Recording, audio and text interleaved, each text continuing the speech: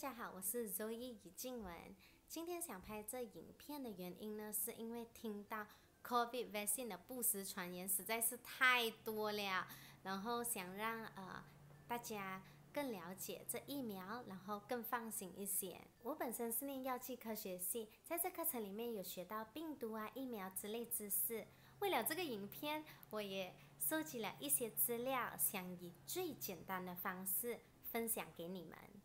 在了解疫苗之前，我们先了解我们的免疫系统。当病毒入侵我们的身体，我们的免疫系统会需要时间来制造抗体来打败它。如果这个病毒是我们接触过的病毒，那它再次进来，我们的免疫系统就知道，我知道如何打败它，去很快的把它打死。而相反的 ，COVID-19 对我们的人体来说实在是太新了。变成当它一进来的时候，我们的免疫系统就要需要时间的找方式，然后制造抗体来对付它，只怕来不及找到，我们的人就死掉了。所以 COVID 疫苗的作用就是提前让我们的免疫系统产生抗体。当人体一旦遇到了这个 COVID-19， 我们的身体就已经准备好去对抗它。所以这个疫苗很重要。疫苗等于把病毒打进去吗？不是，它只不过是病毒的一个小部分，是对人体无害的。换句话说，打这个疫苗是不等于把病毒打进去。马来西亚引进的疫苗有哪些？有效性又是什么？我国引进的疫苗目前有5种，分别是美国的 Pfizer、英国的 AstraZeneca、中国的 Sinovac 和 CanSino Bio， 还有俄罗斯的 Sputnik。也许有些人对有效性这词有疑惑，那有效性又是什么意思呢？用这图表来看，它们各自有各自的有效性。那我就拿 Pfizer 做例子，95% 的意思就是他们通过 Phase 3 临床试验计算出，有接种疫苗者比没有接种这疫苗者的受保护率高达 95%。换个方式说，100个人打疫苗，有95个人是受保护的。可是我们却不知道我们是属于95%的人还是5%的人，对吗？但你就可以这样想，如果我今天打了，我有95%的机会可以得到这个免疫力，即使你是那5%的人也不用担心，因为这疫苗是不会让到你得 COVID 的，也不会影响到你的身体好坏。OK， 打了疫苗就是保护了自己。不过这里想要提醒的一点是，即使你成功接种了这个疫苗，如果哪一天你不幸接触到这个病毒，虽然你没事，但是你还会把这个病毒传染给另外一个人。这也是为什么打了疫苗后，我们还是要跟足 SOP， 戴口罩、勤洗手和保持距离哦，知道吗？知道吗？政府的计划是什么呢？政府的计划是给我国至少80% 的人口打这疫苗，从而达到 herd immunity， 也就是群体免疫状态。那什么是群体免疫？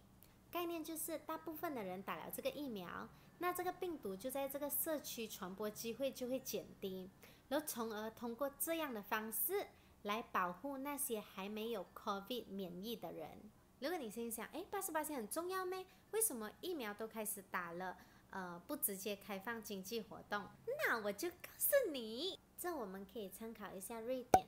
瑞典这个国家从一开始它就没有 lockdown， 然后它只是鼓励人民 work from home， 还有保持距离而已，好像学校还有经济都是照常活动的。结果事隔将近1年，他们的死亡率却比邻近的国家，像是丹麦、芬兰、挪威这3个国家加起来高出好几倍。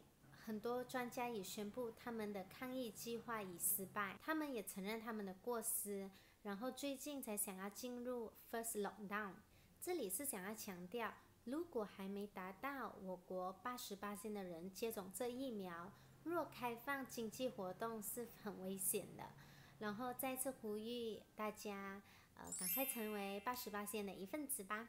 唯有80% 的人打了这疫苗，我国人民才能达到 herd immunity 的状态，我们的生活、我们的经济才能有机会更快的回归正常。那谁是应该打这疫苗的呢？凡是18岁以上的人都非常鼓励赶快去打这疫苗，特别是60岁以上的乐龄人士、患有疾病的高风险群，比如糖尿病、心脏病，还有高血压，还有就是残障人士等等，这些是政府计划在phase 2的时候让他们优先去打这疫苗。谁不被鼓励打疫苗？18岁以下的人、孕妇还有哺乳期的妈妈都不被鼓励打这疫苗哦，因为当时在这临床试验的时候，志愿者当中是不包括这群人的。当然还有曾对药物过敏者、刚接受手术或器官移植，或者是正在接受化疗或电疗的癌症病患者，暂时是不建议接种这疫苗的。我会把资料放在 description box， 如果你们还不确定自身的状况，适合接种这疫苗吗？那还是建议你们先去问看你们的医生。OK， 关于这疫苗，我们会担心它会不会有副作用？不是每个人都会有副作用的。不过如果你打了这个疫苗，你发现你自己疲劳啊，然后发烧啊，或者是头痛啊，这些症状都是很正常的。通常是在2天内就会消失。相信你们看 Facebook 啊，看到一些误导性、造成人心惶惶的谣言。早前不是有传出 Pfizer 疫苗使到3名患者面瘫痪吗？经过美国事实查核网站 Snopes 查证后证实，这张照片是和疫苗无关的，而是来自英国医学杂志2019年的一篇论文拿下来的一张照片。好过分啊！我们的 DNA 会因疫苗而改变吗？是不会的，因为我们的 DNA 是在细胞核里面的，你就把它想象成这个细胞核是一个家， DNA 在家里面。如果我们打这个举一个例子 Pfizer 这个疫苗，这个 Pfizer 疫苗 mRNA， 当 mRNA 打进我们的身体里面，然后我们的 mRNA 就会要制造成蛋白质，然后来让我们的免疫系统去制造那个抗体攻打它。那我们的 DNA 还是在我们的家里面，所以疫苗是不会影响我们的 DNA 的。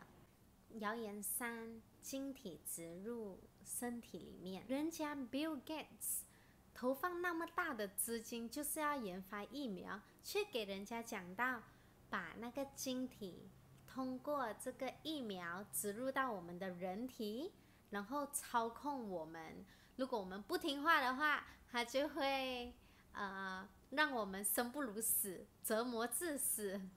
你觉得呢？当然是不可能啊！相信大家也有看到不少新闻报道，是有的人打了疫苗，然后过几天就去世，就有了疫苗害死人的说法。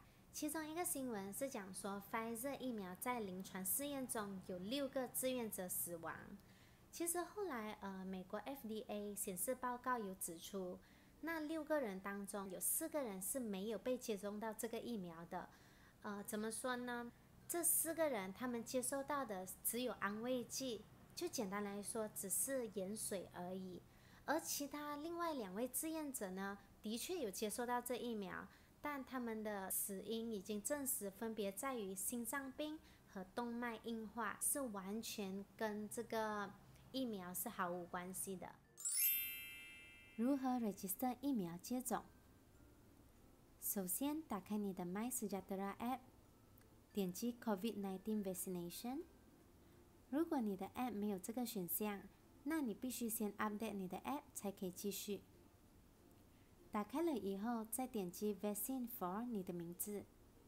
在 My Details 的这一页呢，你必须检查你的名字、身份证号码和你的联络号码。如果有错误的话，可以按 Edit 修正。如果没有问题，那就点击 Confirm 确认。接下来你会看见这画面，说明你的资料已成交了。点击 Next。看到正面的时候，请点击 Click Here。第一，这时你必须表明你的意愿，选 Yes。第二，如果你患有长期性疾病，比如糖尿病、高血压、心脏病等，请选 Yes， 否则选 No。如果你想知道高风险疾病还有哪些，请到 description box 里，我会把 link 贴在那里。第3，如果你是残障人士，请选 yes， 否则选 no。第4，请在这里输入你的地址来寻找你的地点。接下来请按 submit 确认资料。最后你会来到这里，这样你的登记就完成啦。到时政府会为你安排好了接种日期后，就会在这里显示。好啦，我的影片就分享到这里，希望你们对疫苗有更了解，还有更放心。如果你觉得这影片对你有帮助，也欢迎分享给你身边的人，然后鼓励他们赶快去 register， 然后去接种这疫苗。如果你们有想听我分享的东西，可以在下面留言。最后记得点赞、订阅、分享哦，谢谢，拜拜，我们下次再见喽。误导性造成人心惶惶的谣言，那我就举头很痒。